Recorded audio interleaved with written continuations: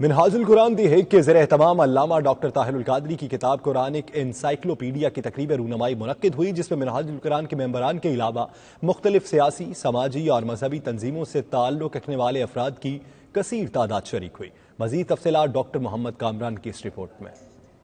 دی Hague میں منعقدہ تقریب میں ڈاکٹر طاہر القادری کی نئی کتاب قرآنک انسائیکلوپیڈیا کا مختصر تعارف پیش کیا گیا اور اس بات پر زور دیا گیا کہ اس کتاب کا مقصد قرآن پاک سے کسی موضوع کے بارے میں، احکامات کے بارے میں صرف معلومات حاصل کرنا ہے اور اس کا کسی بھی فرقے سے کوئی تعلق نہیں۔ اس موقع پر مقررین کا کہنا تھا کہ منہاج القرآن ایک منظم تنظیم ہے اور اس پلیٹ فارم کو استعمال کر کے مسلمانوں کے درمیان فرقہ وارانہ تعصب، شدت پسندی اور تنگ نظری کا خاتمہ کیا جا سکتا ہے۔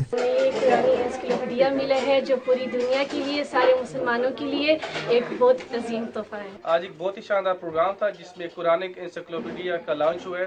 جس میں دی ہیگ اور ہالینڈ سے کافی علماء تشریف لائے تھے